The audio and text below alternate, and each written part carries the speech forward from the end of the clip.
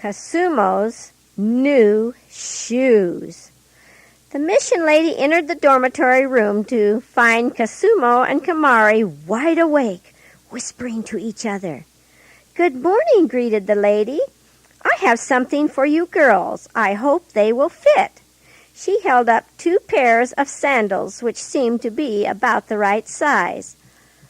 "Oh," said Koosumo, "I have never had any shoes. I like these." She slipped her little brown foot into the sandals and walked proudly around the room, lifting her feet and looking at the sandals with every step.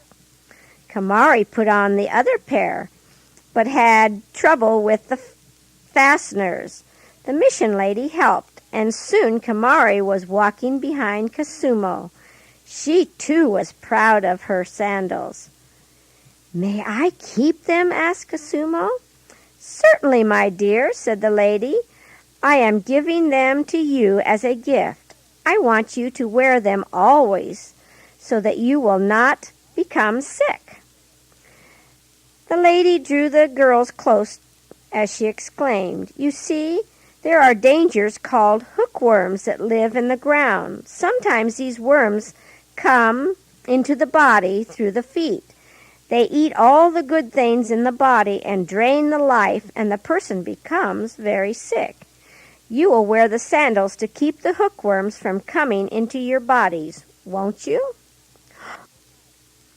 "Yes, we will be glad to wear them," said Koosumo, showing the slippers to Lotus, who was waking up from her night's sleep.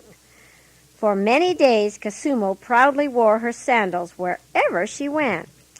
Then one day, when she went to the spring for a jar of water for the mission lady, she met a young girl who was also getting water at the spring. The older girl looked at Koosumo with wide brown eyes. "How dare you?" she asked. "Dare what?" Koosumo asked back. The older girl pointed down at Koosumo's feet and said, "How do you dare to wear shoes?"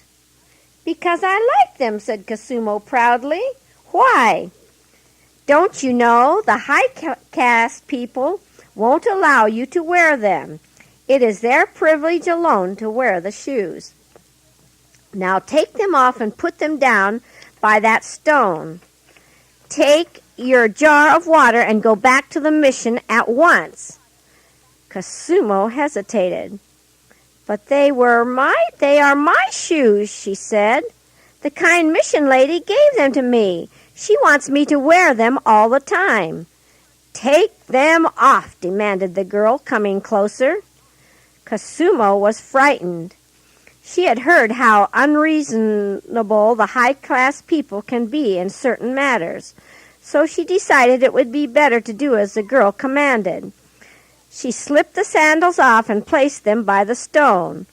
With tears in her eyes, she took up her water jar and started back in the direction of the mission house. Several times she looked back. The girl had gone. There was nobody near the spring except an old woman who was washing her clothes in the pond. Koosumo put down her jar and ran back to the stone. Her shoes were gone. Koosumo burst into tears and sobs. The old woman arose from her knees and asked, "What is the trouble, little girl?" Koosumo controlled her grief enough to tell what had happened to her shoes. "I am so sorry," said the woman sympathetically. "The girl wanted your shoes, and she chose that way to get them."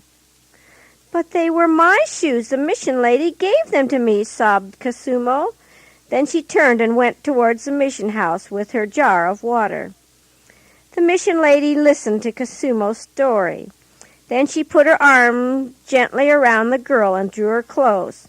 Perhaps the girl did not know that it is wrong to steal. There are many people who have never heard of Jesus and of his great love for us.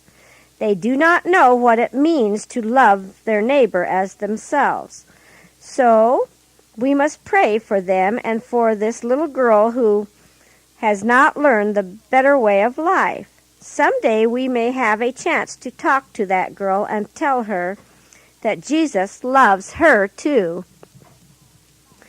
As the mission lady paused, there were tears in her eyes, for she was thinking of the thousands of people, many of them in the village nearby, who needed Christ and a knowledge of His saving grace.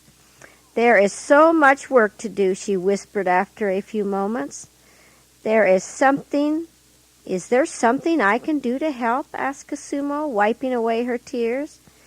"Yes, little flower. Someday you may be a shining light to your people. You can tell them about the God in heaven. But come now, I think there is another pair of sandals in a box in my bedroom. Let us see." The lady discovered a pair of sandals that were not quite so nice as the ones that had been taken from Koosumo, but the girl was very grateful for them.